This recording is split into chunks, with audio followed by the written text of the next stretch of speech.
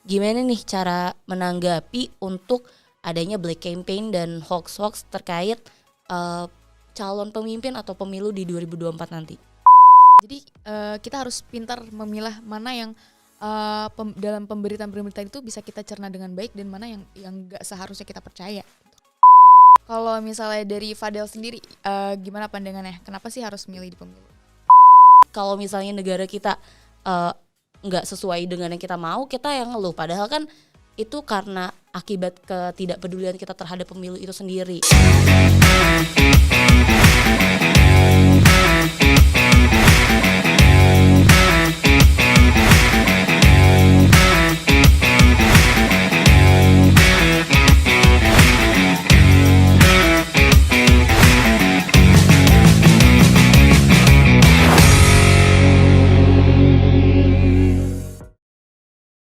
Halo semuanya, balik lagi di podcast KPU RI yang akan diambil alih oleh mahasiswa dengan edisi spesial pemilih muda. Jadi di sini gue selaku mahasiswa dari UPN Veteran Jakarta akan memandu episode kali ini bersama narasumber gue yang juga mahasiswa. Boleh diperkenalkan? Halo, perkenalkan nama gue Algina Cahkirani dari Universitas Mercubuana. Oke, Kak Algina boleh tolong kenalin gak lu dari jurusan apa dan fakultas apa? Gue dari Fakultas Ilmu Komunikasi, jurusan Public Relations. Selain kuliah, kakak ada kesibukan apa aja nih, Kak? Kesibukan selain kuliah, gue juga aktif di suatu organisasi mahasiswa, yaitu di Himpunan Mahasiswa Public Relation. Oke, kakak kalau semester 6 berarti kemarin sempat ikut pemilu, Kak? Apa belum? Belum, kebetulan waktu terakhir pemilu itu kan tahun 2019 kan. Nah, waktu tahun itu tuh kebetulan diadainnya sebelum aku umur 17 tahun. Jadi pada saat itu aku belum memilih pemilu pada saat itu. Oh, tapi kalau pilkada udah kali ya? Belum juga. Oh, belum juga? Belum. Oke. Tapi kalaupun belum, kakak pernah ikutin euforianya nggak kayak di keluarga gitu, ada huru-hara? Pernah. Oke, lumayan heboh tuh. Iya, heboh karena di keluargaku memang kalau soal pemilihan-pemilihan kayak gini peduli memang ya. Peduli banget. Oke, berarti nanti tahun depan tuh bakalan jadi kali pertama kakak ikut pemilihan nih. Benar. Oke. Selain tadi kan kakak cerita nih kalau misalnya di keluarga tuh lumayan peduli tentang perpolitikan di Indonesia gitu ya. Kakak tahu nggak sih sebenarnya tuh mereka tuh milihnya tuh berdasarkan apa gitu? Kalau dari keluargaku, mereka itu memilih berdasarkan dari latar belakang orangnya dulu, cara kerjanya mereka sebelum mereka mau mencalonkan diri, terus juga dari partainya juga, terus ya dari latar belakangnya sih paling. Berarti memang cukup care banget ya berarti ya kalau kayak benar. gitu. Kalau menurut kakak sendiri nih, penting nggak sih kita tuh tahu siapa yang bakalan kita pilih? Apalagi kan melihat pendidikan demokrasi kayaknya tuh sangat sedikit ya di Indonesia. Kalau menurut aku penting banget karena dengan kita tahu siapa yang akan mencalonkan diri, jadi kan jadi penilaian buat diri kita sendiri. Orang ini tuh sebelum-sebelumnya tuh track recordnya kayak gini. Jadi dari situ kita bisa menilai gitu mana yang pantas ibaratnya untuk menjadi pemimpin selanjutnya. Oke, tadi kan yang kita omongin tuh individual siapa yang bakalan kita pilih gitu ya. Menurut kakak penting gak sih kita tahu latar belakang partai politik di calon kita ini? Menurutku penting karena partai politik itu biasanya juga kan yang masyarakat lihat tuh juga dari partainya kan, karena mungkin dari seperti yang aku bilang tadi, dari track record partai-partainya, apa yang udah partai itu berikan juga ke masyarakat, terkhususnya ke negara gitu. Oke. Jadi masih di latar belakang gitu tuh berpengaruh ke partai politik tuh menjadi salah satu latar belakang yang berpengaruh gitu ya. Yap. Oke, jadi kita tuh tahu ada nih Kak situs yang bisa bikin kita tahu kapan tahapan apa aja yang lagi berjalan. Selain itu kita juga tahu kita bisa memilih atau sudah menjadi pemilih nih di infopemilu.kpu.go.id. sama di cek dptonline.kpu.go.id. Di situ kakak bisa tahu kakak ini udah jadi pemilih, udah bisa memilih atau belum, dan apa aja nanti yang tahapan-tahapan yang lagi berjalan selama masa pemilu. Nanti kita masih ngobrol-ngobrol lagi di podcast KPU RI edisi Pemilih Muda bersama gue Fadel dan Gina. Jangan kemana-mana.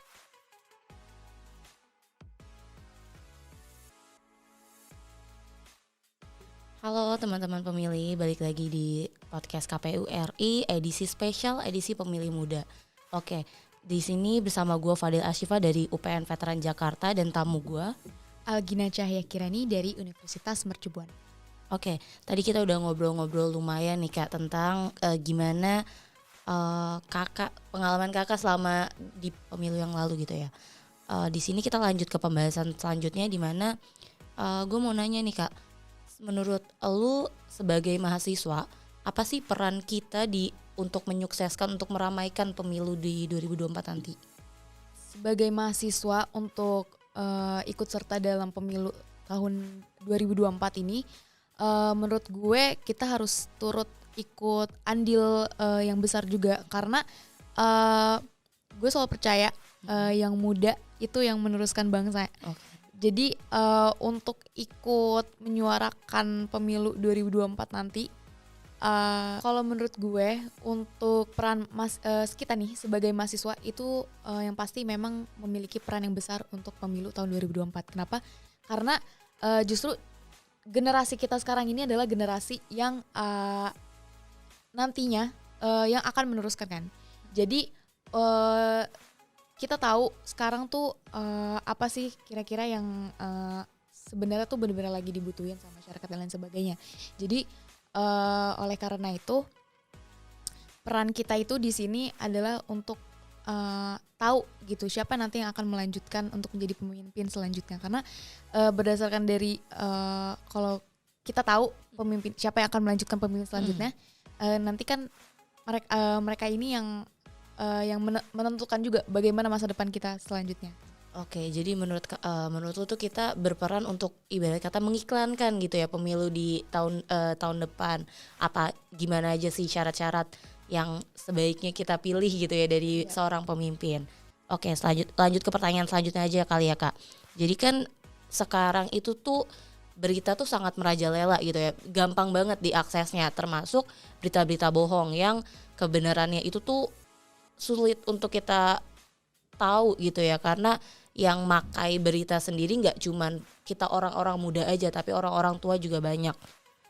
Menurut kakak, gimana nih cara menanggapi untuk adanya black campaign dan hoax-hoax terkait calon pemimpin atau pemilu di 2024 nanti?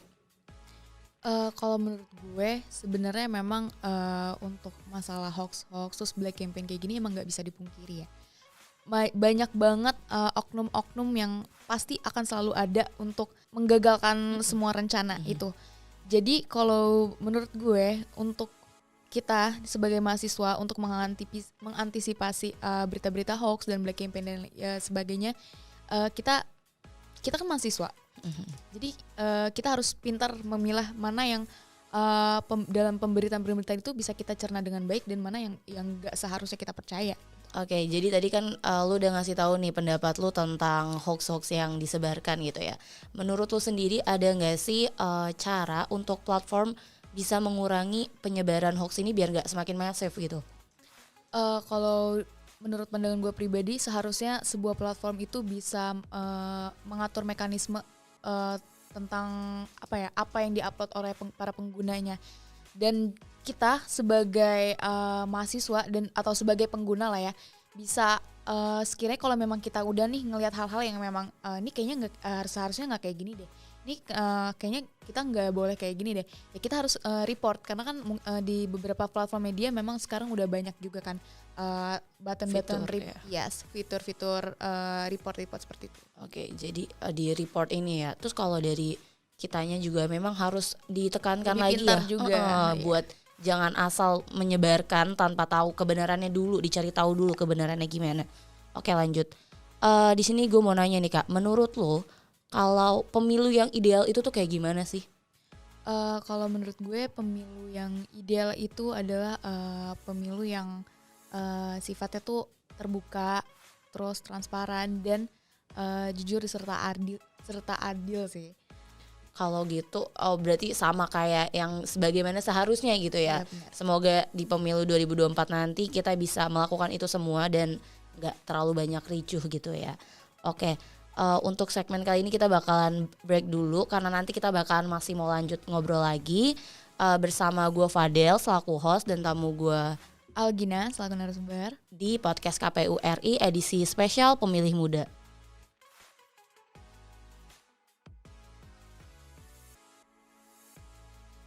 Halo teman-teman pemilih, balik lagi bersama gue Fadel Ashifa di podcast KPU RI edisi spesial edisi Pemilih Muda.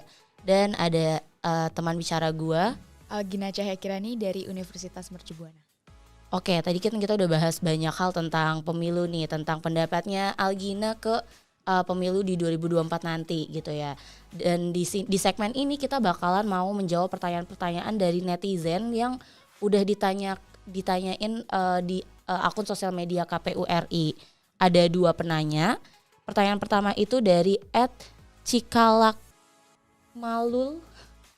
Dia nanyain kenapa harus memilih di pemilu, apa yang menarik di pemilu? Boleh dijawab Kak Gina. Kenapa harus memilih di pemilu? Apa yang menarik pemilu? Kenapa sih kita bahas dulu kenapa sih harus milih di pemilu? Karena dengan kita memilih aja itu udah satu suara dari kita itu bisa membuat perubahan besar juga bagi bangsa Indonesia kita sendiri. Oke. Apa yang menarik nih?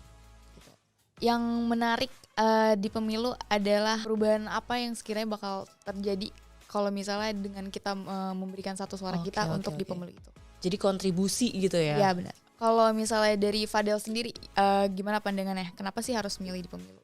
Oke, kita kan tahu ya pemilu itu pesta demokrasi gitu ya. Namanya pesta kita harusnya ikut meramaikan gitu karena ya pemilu itu ada di Indonesia dan kita dari pemilu ini kita bisa tahu siapa yang bakal nanti melanjutkan memimpin kita arah negara kita mau dibawa kemana gitu ya.